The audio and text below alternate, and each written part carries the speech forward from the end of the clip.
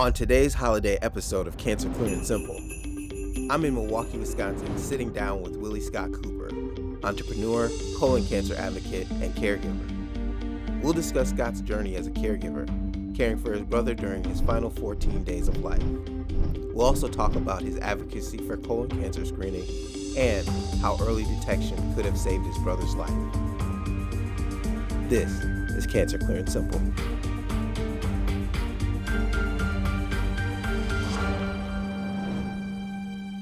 Ricardo was my baby brother, the youngest of 8. He was the smallest and the youngest of us, so we called him Bug. We called him that for so long that even our children grew up calling him Uncle Bug. There was a time when Bug was being young and getting into things. My dad pulled me to the side and he said, "You're your brother's keeper. If something goes left, I'm going to expect you to make it right with him." My dad was getting older, and our oldest brother was in the military, and he knew Bug looked up to me. Bug became like my son. He was surrounded by family at every stage of his life, guided, protected, and loved by us all. It took a village to help raise him, and it took that same village to care for him in the end. I just want to start by saying thank you so much for opening up your home and inviting me in to come and have this conversation with you. And welcome to our home. I am blessed to have you. Okay. So I really appreciate you coming. Help us understand, who is your brother to you? Ricardo was my baby brother. He was actually the baby of all 8.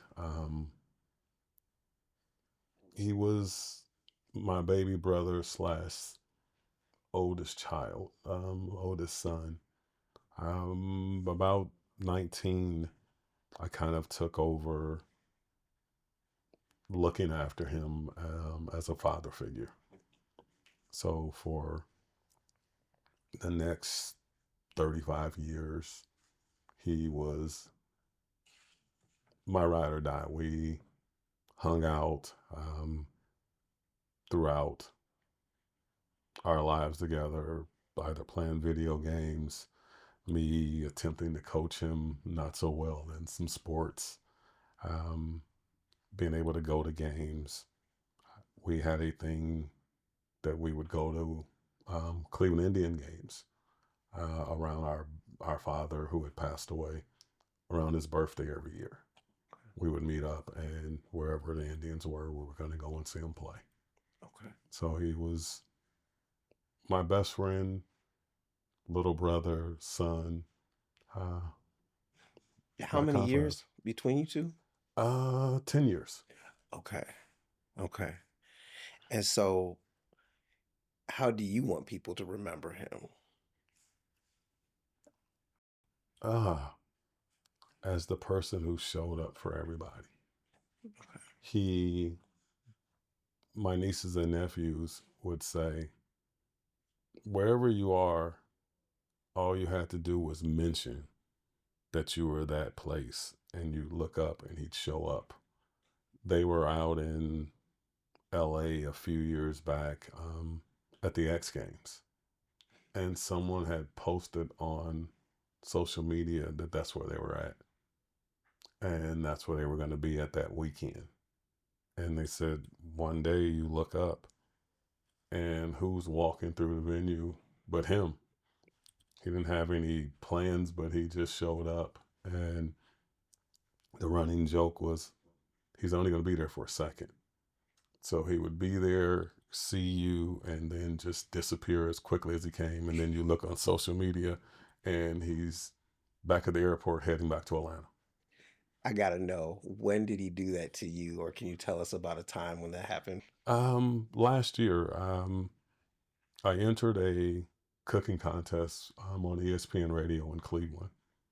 And it's on a random Thursday in August. So I wasn't expecting anyone to take off work or anyone to come, but I gave everybody the link, and you can guys listen to it on the internet, on the radio. And I'm driving down for the competition, and it's in a lower, what we call the Flats area of Cleveland, downtown Cleveland. And I'm driving to get to the venue, and I see this familiar walk. And he lived in Athens, Georgia. And I'm looking up and I'm like, who? And I pull up beside him. I said, man, what are you doing here? He said, I couldn't let you do this by yourself. So when I say he shows up for everybody, he would just find a way to be there when you least expected it, to always show support. Can you take us back and help us kind of get situated in the beginning parts of this journey about caregiving for your brother? Tell us how that process started.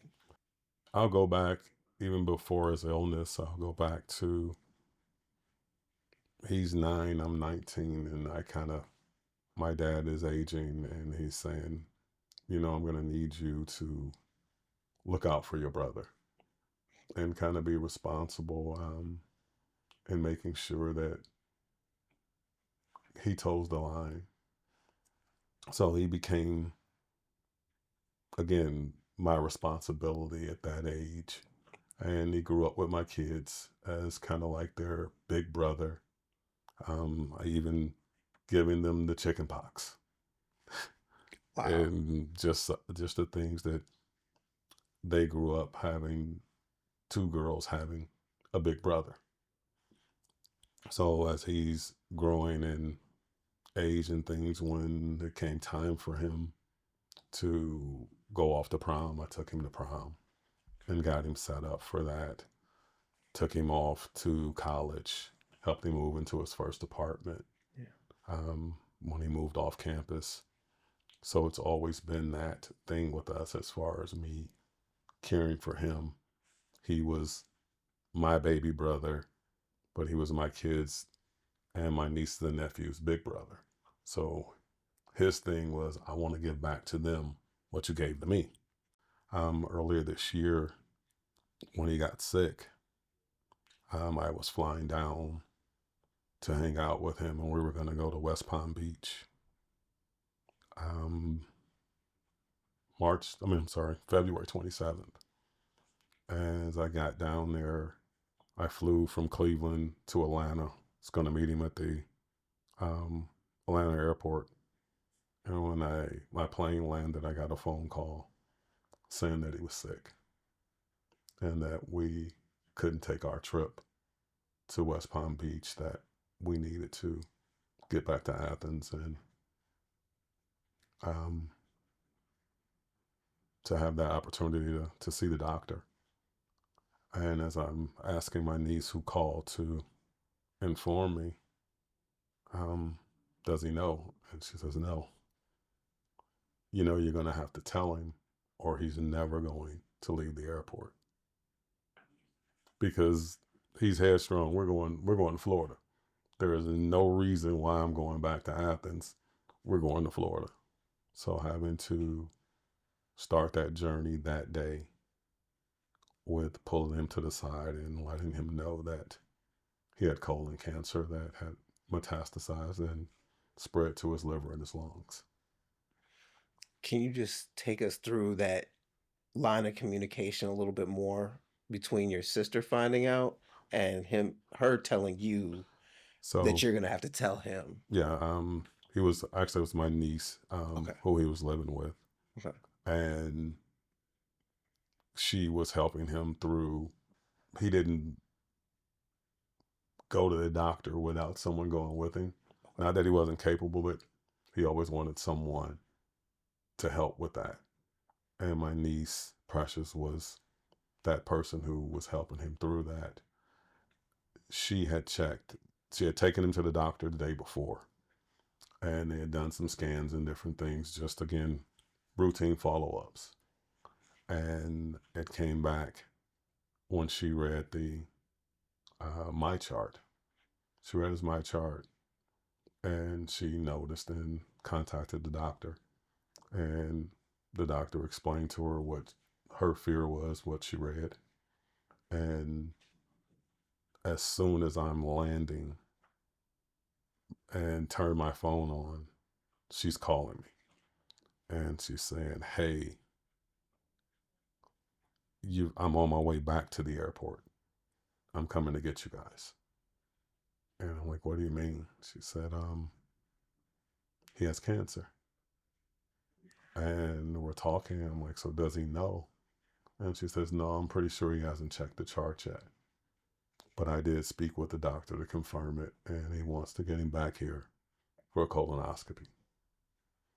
And she says that you're going to have to tell him. There would have never been any other scenario that I would have ever wanted than if he had to hear that he heard it from anybody but me.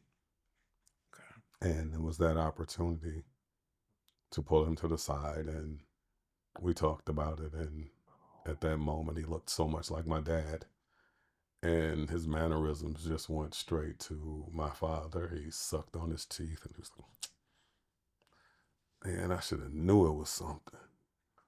Hate talking to you." It was in a joking way. It was like, but I knew when you said you had to talk to me that it was going to be something. And I said, "But you know what? We'll get through it." And he said, "Man, I'm hungry." I was like, well, Precious said they want to give you a colonoscopy, but man, come on. And we went and got some food at Popeyes, and I'm like, "You got to eat this before she gets back, because I don't want to hear her mouth, because I got you some food and I wasn't supposed to." And that was a part of our thing, was always, I'm going to look out for him, but I'm going to probably indulge a little more on that, because again, that was my baby brother. Yeah. And I'm going to protect him, but let him have probably a little too much run sometimes. You're talking about how close you've been to him over the years and this particular trip. Can you let us into what it looked like as far as some things that were missed? He seemed to kind of allude to Well, over the knowing years, something. he had some stomach pain, and the thought was, it's an ulcer. It's an ulcer. Never really wanting to go to the doctor to confirm it. He gone, and they said that they were looking at acid reflux and different things over the years. But I fear that he probably wasn't going. It was the fear of going to the hospital and actually getting diagnosed. He had a fear of needles, all the way until the end, where holding his hand in order for them to be able to draw blood was a fear for him. So he really didn't want to go. No matter what the pain was, he would just suffer through it. But knowing that he had the stomach pains, I would always, "Man, you need to go and get checked out." I was like, "Go and find out what it is." I'm fine. I'm fine, man. It's just my stomach. And you could see him. He have his hand under his shirt, just rubbing his stomach. It's like, "Yeah, it's just burning. It's just burning." So you'd see him with Tums or something like that, thinking that was going to make it feel better. Um, just the general fear of going to the doctor in our community. Um, the African American male is distrusting of the medical community, and you will hear quickly a part of that mistrust is also a misunderstanding of the Tuskegee experiment, and we're quick to use that as the reason why I ain't going. No, because you see what they did then.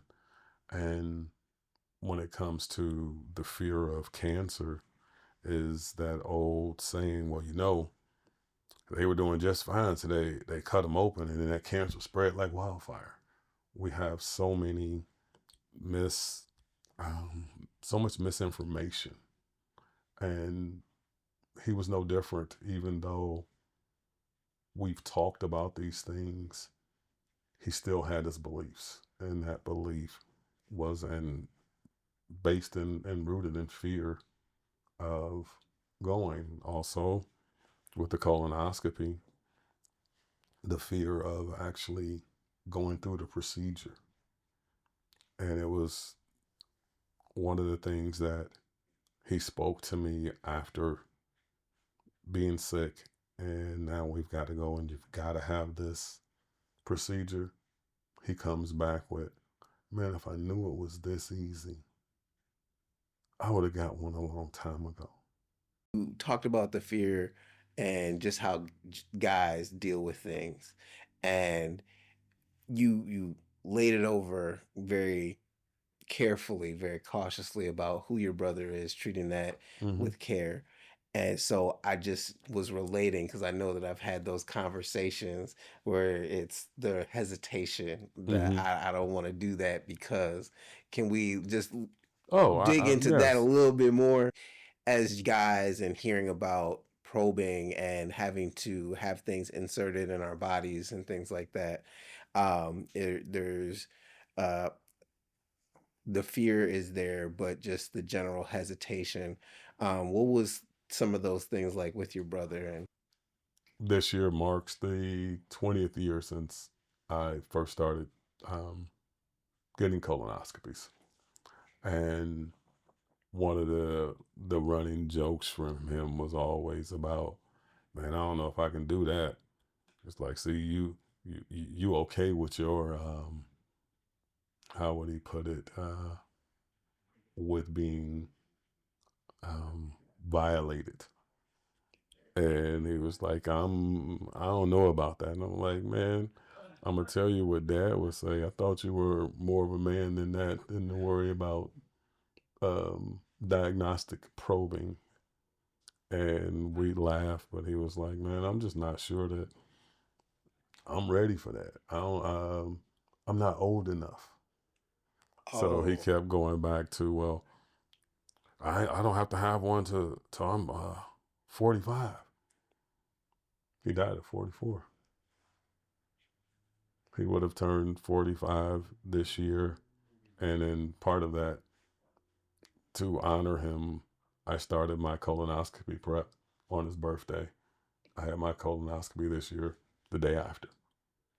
And it was a part of that opportunity to continue the promise that he had me make. When he said, if I had known it was this simple, I would have gotten it done earlier. When he realized that coming out of the procedure, that he didn't feel the pain that he feared, or that the quote unquote probing wasn't bad like he thought it would be. It's like, man, do me a favor. Make sure you tell people my story. You tell people about what happened to me. And at that point, we weren't even into a treatment plan or anything. He just knew that he wanted other people to know that it's not that bad. And that was one of the things for me. I've always talked to my family about it. And I was like, you know what? I'm going to keep the promise to you to make sure I tell other people, because I hadn't spoke outside of the family um, before he passed about taking colonoscopies. we got to get into Mm. it. Okay. How old were you when you took your first colonoscopy? 30, And 34. 34. And what was the reason for prompting? Um, I had some, well, as I think about it now, I had some stomach pain. Mm. I just lost my dad, our dad, to cancer of the small bowel.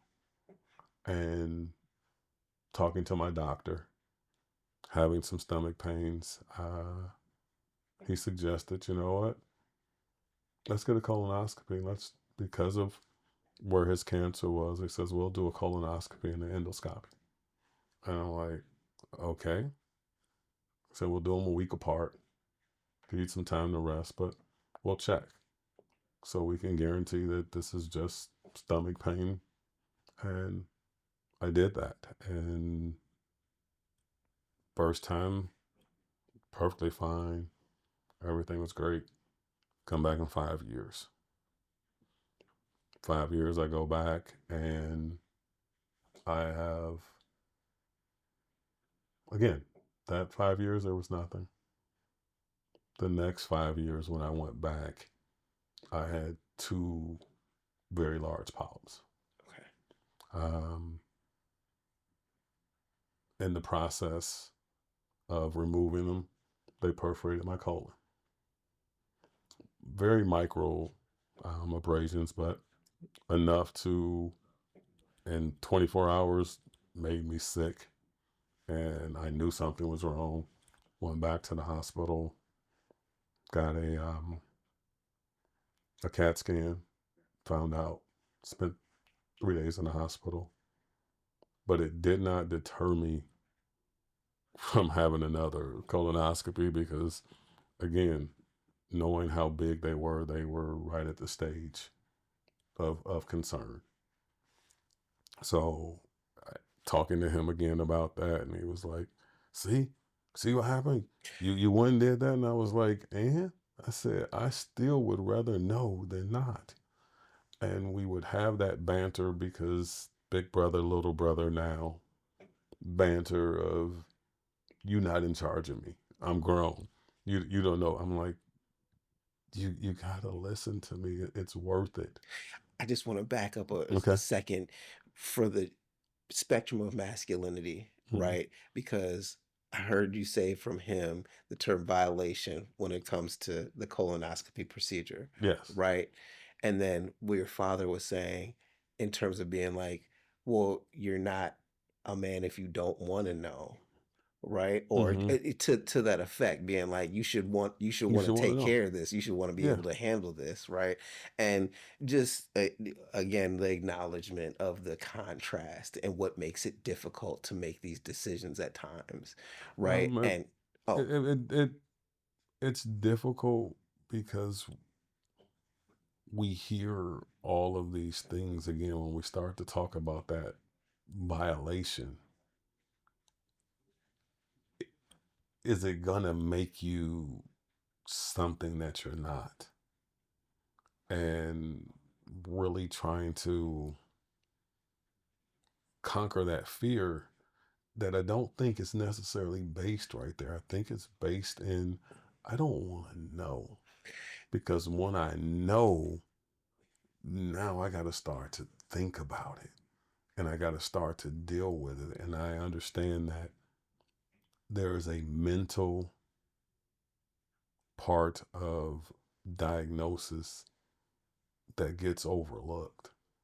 Because when you hear about it, the first thing you do when you hear you have cancer or any type of ailment is you think about the worst case scenario of the people that you know. Okay. So I know that people will hear about it, and the people who were close will probably think about my brother as one of the worst case scenarios. And they will tremble in fear over it instead of saying that the knowledge of knowing we can start to treat. Okay. But that fear, and then you couple it with, hey, that's a violation. No, nothing's supposed to go there. So also acknowledging the way that he was using that term, it was a cover. You did mention it was in jest, it was humorous as he was bringing it up, because again, he was referring to the fact that you were already doing the necessary thing of doing the colonoscopy. And so I also was hearing the fear of knowing or finding out, but also there was a piece of the pain part that was misconstrued. Yes. Right. And you said very clearly that he said, hey, I was wrong. In the outreach space that I work in, I'm always trying to help people understand that screening is when you don't have symptoms, Mm-hmm. And testing is when you have symptoms and you're trying to find out what exactly is going on.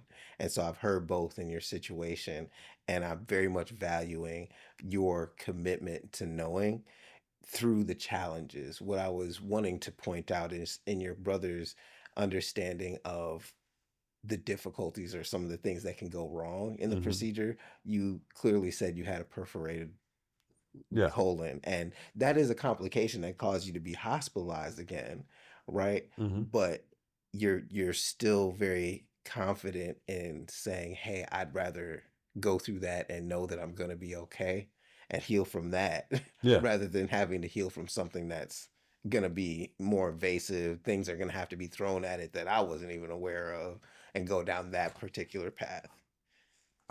True. For me, it's always been, and this was even prior to him getting sick, and him getting sick just strengthened my belief in that. I would rather know and work at it from a standpoint of knowing and trying to heal than the waiting for it something to happen and get too late in the process. With him, from diagnosis to death was 15 days. Worst 15 days of my life. So when I think back about the perforation of my colon and those 3 days in the hospital, just making sure that I didn't become septic and things like that, and being able to heal from that, I take that any day than taking anybody else through those 15 days. Did that 15 days start from the airport? From the It's airport to his final breath was 15 days. Can we start there and walking through what that was Sure. for you? So the hospital, you guys went and got something to eat. So we were at the airport, got him some Popeyes. He wanted some Popeyes, and my niece picks us up, and we're leaving Atlanta. We're driving back to Athens, and one of the things he says, "You know what I want?" I was like, "What? Whatever you want." And he was like, "Nah, it's probably asking too much." I'm like, "Man, there's never asking too much." He said, "I would like for you to grill." And I said, "Well, we had to go by to let my mom know in person what was going on with him." I said, "As soon as we leave Granny's, we'll go pick up some ribs and go back to Precious House and we'll cook." Okay. So we do that and get back to the house, and he's in a lot of pain, but he's not really wanting to say much. And he's going back and forth upstairs as the evening went on. I'm I'm gonna lay on the couch, and he's going back and forth upstairs. He'd lay in the bed for 10 minutes. He'd come back down and lay on the couch, and I'm like, dude, you're in a lot of pain. We we need to go to the hospital. And he's like, yeah, but man, I can't sit up in there like that. I said, well, I'm gonna have to tell you, we'll call the ambulance. I said, they'll get us back into a room immediately if you go by ambulance. I said, and right now, I don't even want to put you in the car. And he agreed. And when they actually got there, again, this person who's scared of needles allowed them to give him a shot of morphine. And that helped on the ride to the hospital. And as we're going to the hospital, we get there, it's probably 1 in the morning. And sitting there waiting for them to try and get a room and going back and forth and trying to sleep in a chair and put my hands under my chin to hold my head up while I try to sleep in that chair, and almost falling out several times. And being there, he's like, man, you could just go ahead and go home, going back to Precious and or over to Granny's, and come back in the morning. I'm like, nah, I'll wait. And I end up staying the night and then swapping out with my sister in the morning.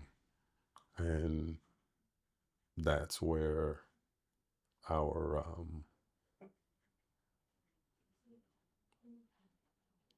ability to have multiple people be able to change out helped out. But being able to be out there because we wanted someone with him at all times.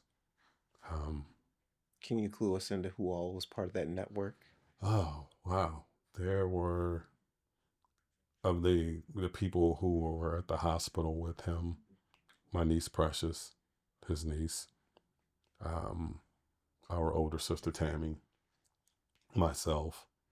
We split that time with both of them working in Georgia. I dropped everything and left Cleveland to be down there with him for that time.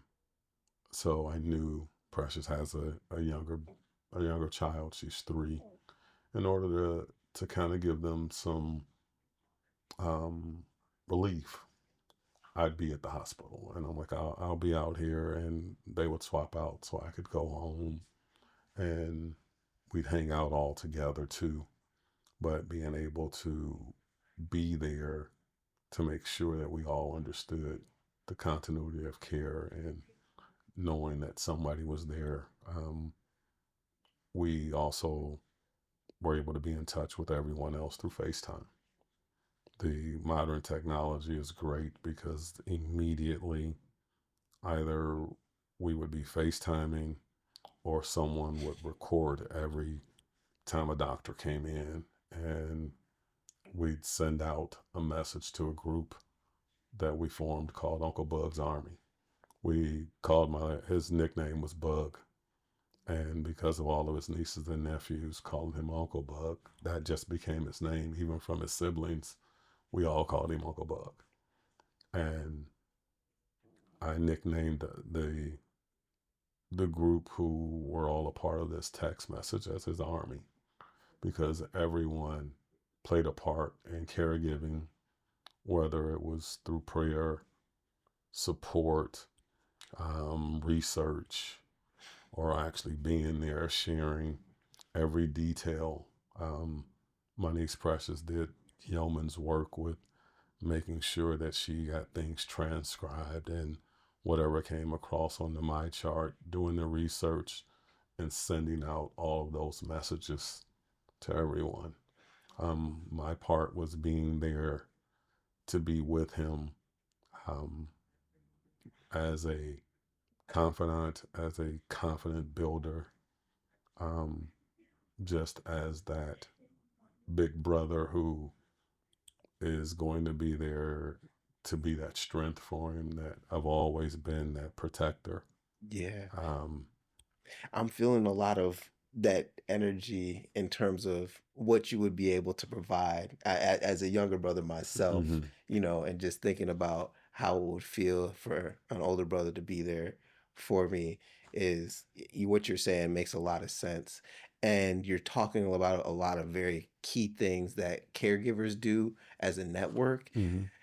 And we've talked a little bit about caregiving on the podcast recently, but with your situation, what are some of the other things that you had to let go of to step in? Because I'm trying to follow the story of we were supposed to be going on vacation, so there was a little bit of time that was Well, expected, I and then I all of a left sudden to you go had to do shift. that. I left to go to vacation, but I walked away from work. I put in for FMLA, but FMLA doesn't cover a sibling. Mm. It only covers a child or a parent or a spouse. So it didn't cover it, and I made it clear. I've had 20 jobs in my life. I only have 3 brothers. And he means more to me than this job if it can't hold and wait for me. I'm gonna go. And I never once thought of looking back. Okay. Um, Being there with him was the most important thing going at that time for me. Okay. I spent, of those 15 days, I spent the first 7 days there, and I flew home because I'm like, I'm going to go broke if my car stays at the airport any longer. Mm-hmm. So I flew back to get my car out of the airport parking lot. And I was home for about 2 hours and was on my way back to the airport to fly back. I would come home to Cleveland twice more during that time. Um, Never more than a couple hours to get back because it wasn't as if I could do anything different other than to bring comfort, not just to him, but to the other caregivers for support and making sure that my optimistic view on things gave encouragement to everybody. Um, I have this thing with my sisters who will always say, you speak so confidently when you talk to us that even when things are grim, we can hold out some hope, um, that it could happen. So just being able to be there with them, there's no way I could have been anywhere else. And with him waking up and seeing me over there in that chair, he didn't talk much at this point, but I could see the look in his face of, okay, you over there, I can go back to sleep. So that journey of going through, we happen to have, um, my older brother and his wife drove down from Cleveland, and my younger sister, who lives in Atlanta, drove up that first weekend. We were all in this tiny room at the hospital together, Mm-hmm. but we were able to be there and give him some support and hopes that that would be what he needs to really continue to fight, knowing that, hey, somebody is here fighting with me. Okay. Um, What were some things that you were doing to maintain yourself while doing this caregiving? During that time, not much.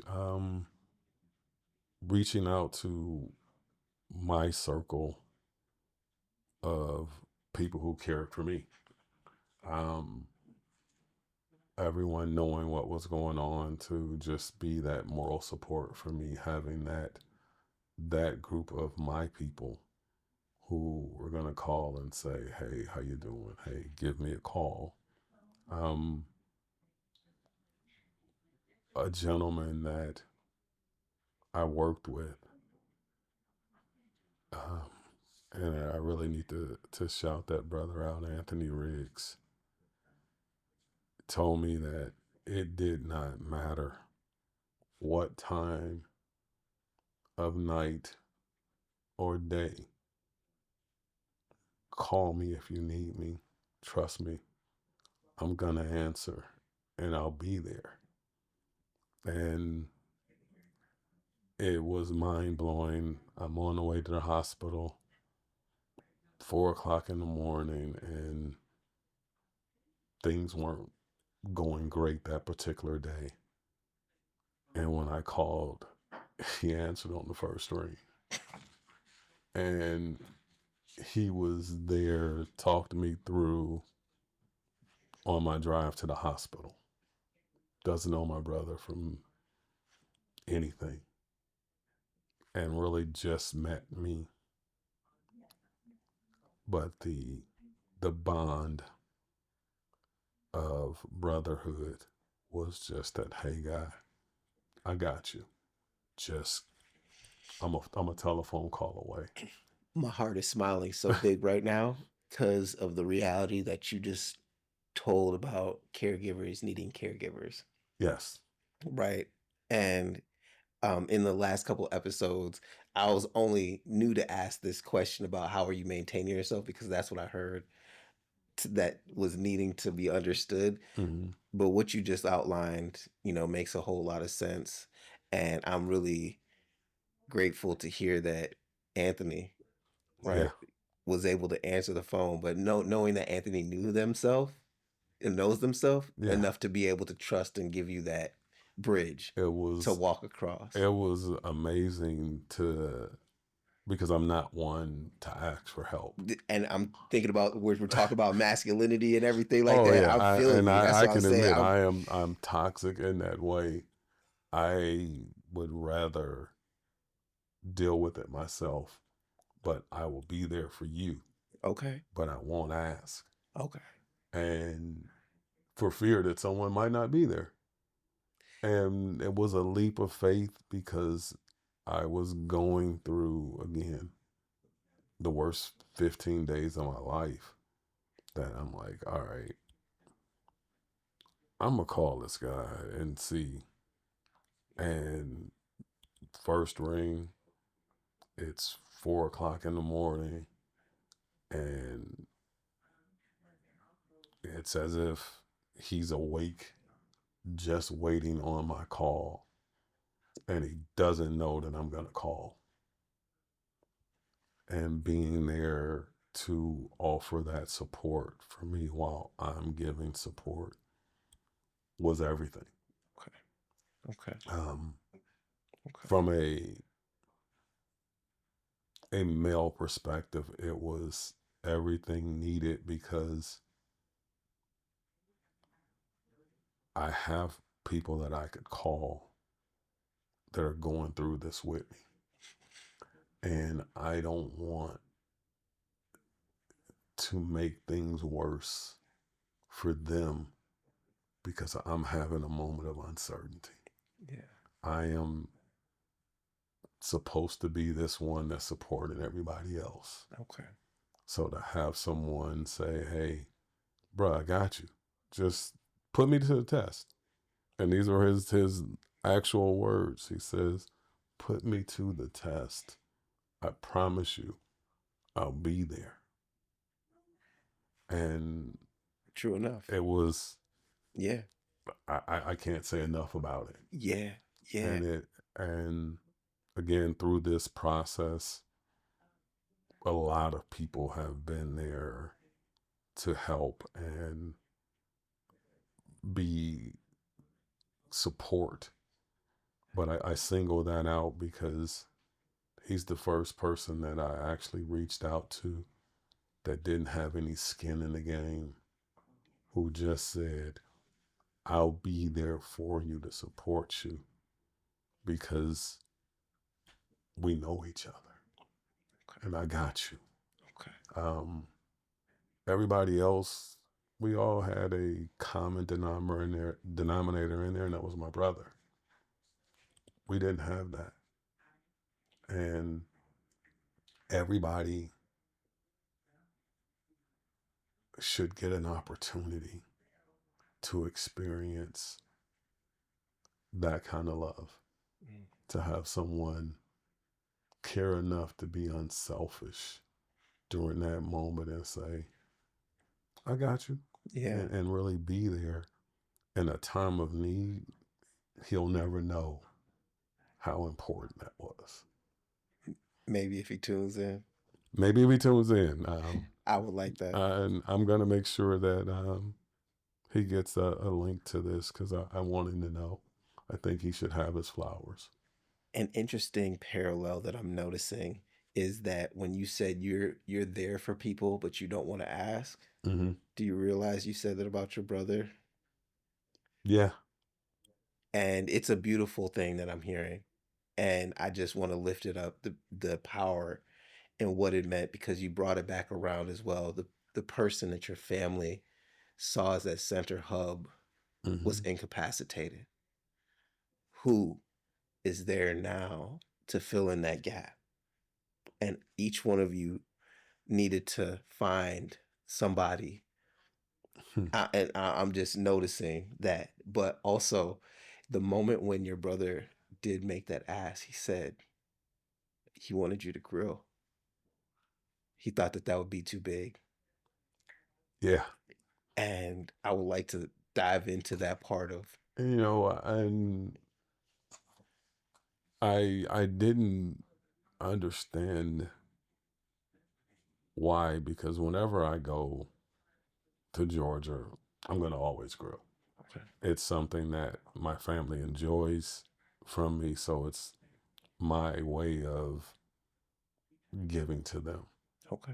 So I'm like, that's what I do. But he was like, yeah, but we got so much going on right now. I don't want to stress you in how you do something. And I'm like, dude, come on. That's what I'm I going to do. do it. Yeah. And it was like, okay. Okay. And to be able to get down there and do it, it's something that I had leaned on him 10 years earlier when we had a niece graduate from Ball State. And my sister was giving her a graduation party. And I was cooking everything. And I was like, I got too much to do and I can't do it all by myself. So I said, hey, you're going to learn today. And You he's like, being. what? Him. Oh, him. I told Okay. him, you're going to learn to grill today. Ricardo. Okay. And he's like, what? I said, you're going to learn to grill today. I said, I'm getting ready to show you how to season. And this is how it has to look. And this is the order to do it in. And now, once you get that done, let me know, and then we'll go down and I'll show you how to put it on the grill and how I want you to do it. I said, I need you to follow my instructions. I don't want to. Okay. All right. So he gets down there and he does that. And then he started doing it for the family in Georgia when I wasn't there. Oh. So it's something that's passed down from generation. My dad passed it down to me, and I got an opportunity to pass it down to him. And fast forward it to grilling here in Wisconsin, in his memory. It was because he was supposed to be doing it. We had been talking about this, and it was supposed to be me passing the torch. It's your time now. I'm not going to be doing this much longer. It's for you. And he always kept saying, okay, I'm ready. I'm like, all right, well, it's going to be your opportunity. And being able to do it that one last time for him, not thinking it was the last time, just thinking, hey, he said he'll eat. I'm going to do whatever it takes to make sure he gets a chance to eat. And he ate a little bit that night. And appetite just started to wane. Although we did joke about it, he enjoyed hospital food. Trust me, the most mind-blowing thing, he would eat the hospital food. And it was like, it's not bad. I'm like, no, hospital food's not good.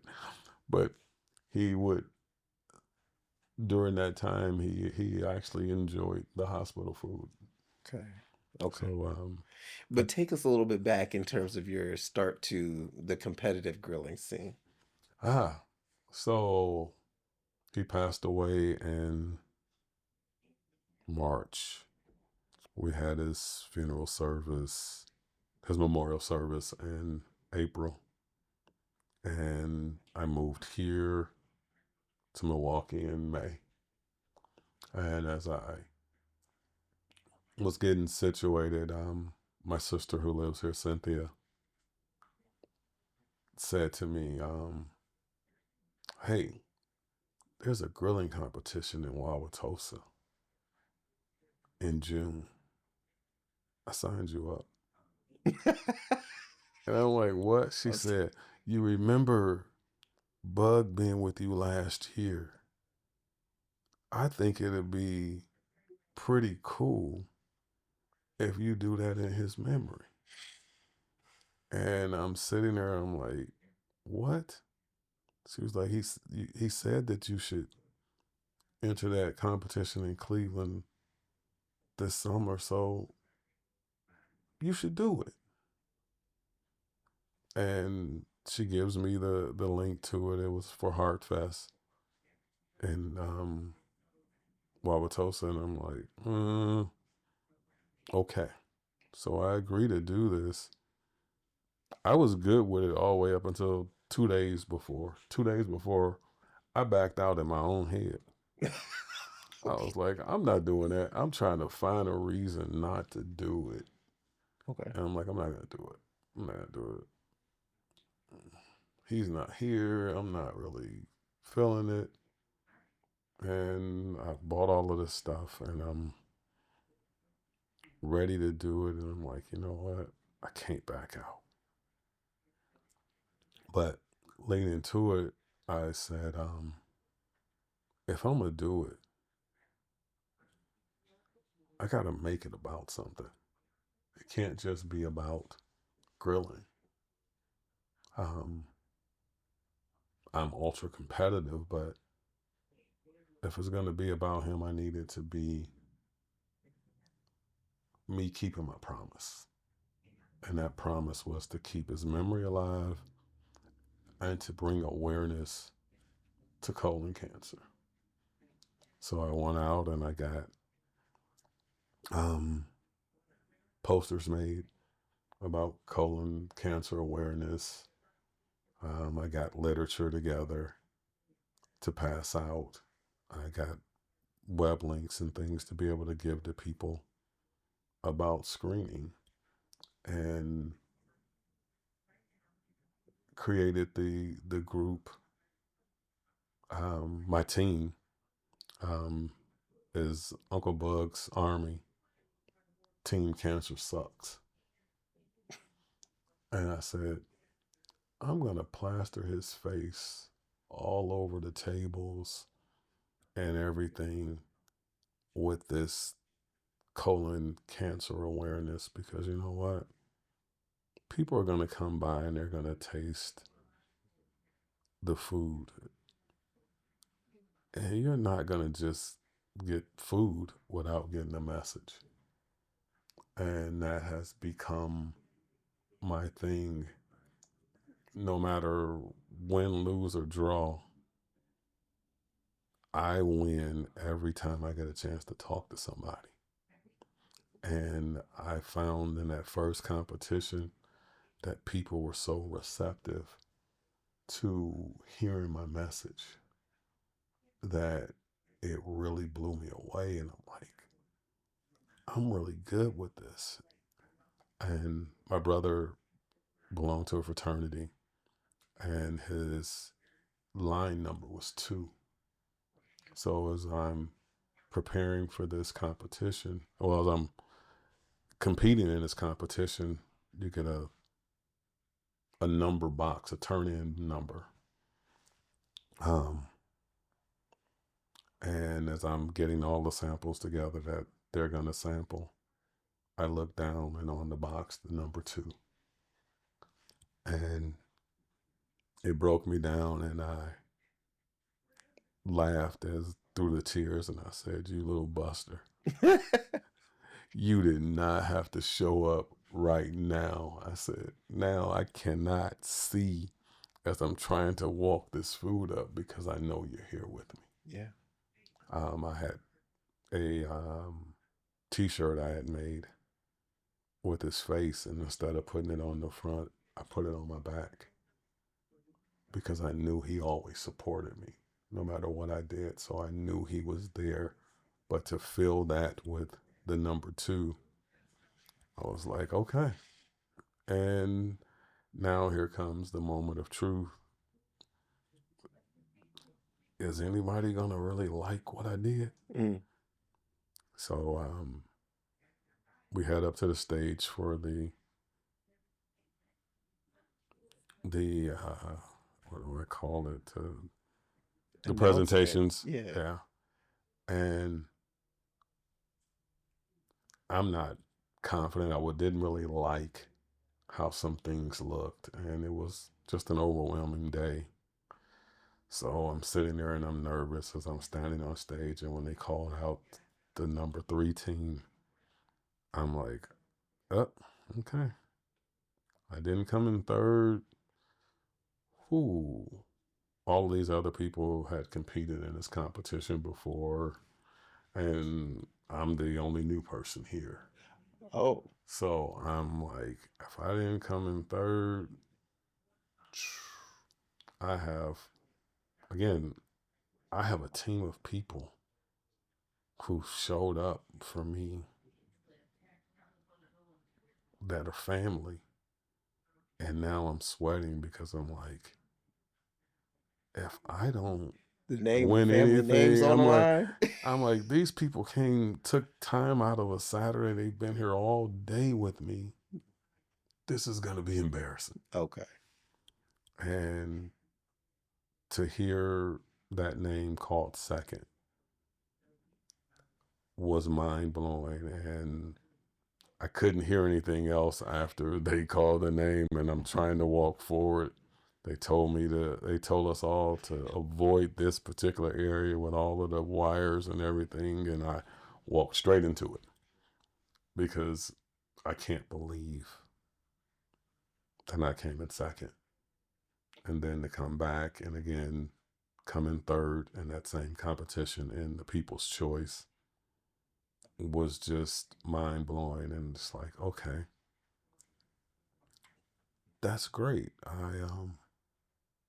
I accomplished something, but I won because people were listening. People saw what I was about, and it's not about the food. It was about colon cancer. And a couple of the guys who were in that competition who didn't win invited me or told me about another competition for Labor Day weekend.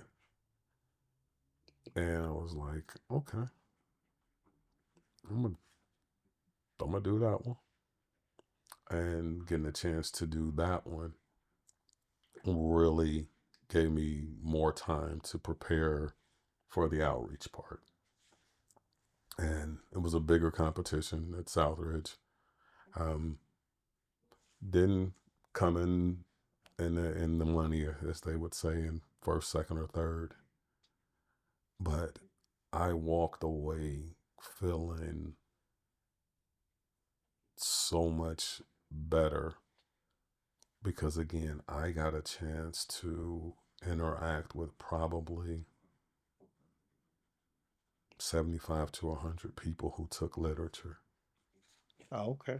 Who I had people sitting there saying, oh, he's going to go get a test.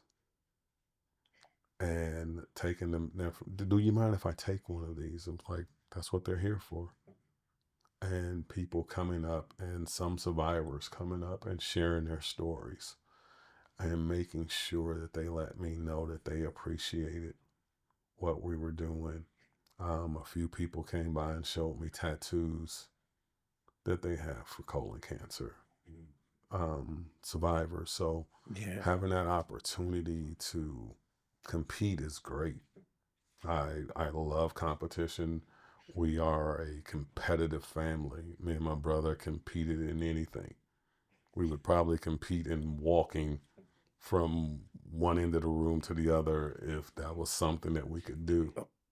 How do you respond to people when you tell them that your success is not based on winning the Well, when I awards? tell people that the first look, so you don't want to win? I was like, oh, no, I want to win. Okay. But let me tell you that I could come in first. I could hit the Powerball. And none of it would mean as much to me as knowing that I saved one family from having to go through those 15 days. Nothing in the world is could bring me more joy than knowing that my conversation sparked one person to go get a colonoscopy and to have a fighting chance, because I firmly believe that we don't have to die from this. Right. So being able to spread that awareness, literally, it gives me a high, something that you may not believe when I tell you this, because most people in my life don't believe. I'm painfully shy. But there are times in life that I can stand up and be able to speak on things. If I believe in it, I can stand on it. And this I believe in, and I will stand on, because it makes a difference. And I don't have to know the family. I don't have to know the person. But knowing that what I'm doing makes a difference means more to me than winning. And trust me, I am a person that likes to collect trophies, and I love that. I mean, being able to cook is a badge of honor for me, but being able to do this is more important. You have laid things out in a very clear way, and your willingness to put yourself out there to save somebody else pain from that you had to experience Mm-hmm. is honorable in the best ways. So I commend you for doing that. The work that I do, I'm right there with you in terms of handing out information, but I don't have something delicious usually to supplement the information to help it resonate and potentially digest a bit better. So I just know that what you're sharing and what you're doing, your effort, it's landing, it's sticking. Hearing people say that they're going to go get screened is phenomenal. It brings tears to my eyes every time I hear somebody. In my line of work, I do environmental health and safety. So a part of my spiel, it's every week Okay. to my crew, is always, you have health insurance. Okay. Go To, use it. yeah. Don't sit here and tell me that you don't feel well and you won't go get checked out, whether it be a colonoscopy, whether, again, with the males, prostate, females, mammograms, whatever it is that we can do, we should be doing it to take care of ourselves. So it's my soapbox. I stand on it, and I will continue to stand on it as I speak. As I live and breathe, I'm going to continue to make sure that I I I give that information out, Okay. because it's just that important to me. And the bottom line is, my little brother didn't die in vain. And that means so much to me. So if he were here today and saw what you're doing through food and awareness, what would you think he'd say? Something really off color, but in laughing, he would sit back and say, "Man, that's good stuff right there. I knew you could do it." And we'd laugh, and he'd still go back to the violation part and say to me, "Why didn't you stress that more?" That even though we had these conversations, he would still push back and say, "You could have told me more. Why didn't you tell me more?" And the argument, brotherly argument, would go back and forth. I did. I told you, and you just didn't want to listen. You just wanted to be that stronger brother at that point. And it would just be friendly banter, but it would be him basically saying thank you. Because again, in the end, people don't know you care till they know you care. Okay. And he knew that I cared. So right now, he would be saying, man, I didn't know you cared that much. To lead the way for me, and you're still doing it. That's yeah. The way that you helped pull that together answered my last question was man to man, brother to brother. If somebody was still avoiding taking advantage of getting a colonoscopy, what would you tell them? I'll go with you. As Anthony said to me, put me to the test. I'll go with you. Just like I told him, when you call me, I'll drop everything.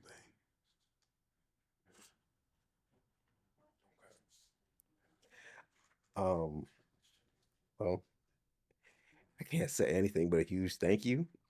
Thank you for allowing me the opportunity to share this platform and be able to get this out and allow me to keep that memory alive. You're very welcome. And to have this conversation with you means so much because it's an opportunity for our community to see two brothers talk about something so important and get that awareness out and let them know that we can talk about something other than sports and it be a good conversation. And I appreciate everything that you're doing with bringing awareness. So again, thank you. Let me give you your flowers for what you do. It's so important to see someone that looks like me that's out spreading that word. Okay. Well, hey, I have something for you. Oh, you have something for me? Yes. Got up this morning and I knew you were coming. So I wanted to prepare something for you that I do for my competition. So give me 1 second. Oh my I'd like for gosh. you to try this. Try And it. I also have a line of seasoning and sauce that's on there that I would like to give to you. And thank you, sir, for all that you do. Razzle dazzle seasoning. Scott's 4-pepper blend. I'm very excited and I am going to take a bite because I want to feel everything that the competition space had to offer.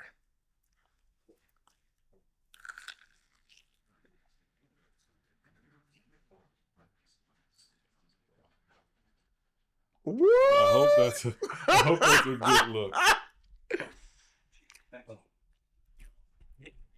I hope that's a good bite there for you, sir. A good bite, man. Hold on. No, once again, this is such a treat. Thank you so much. And let's find other ways to connect. As I reflect on this holiday season, I'm reminded of the power of caregiving, the importance of early screening, and the impact one voice can have. Bug, this one's for you. Scott Cooper's story honors his brother's life and serves as a reminder that his awareness, education, and action can save lives. Thank you all. I love you.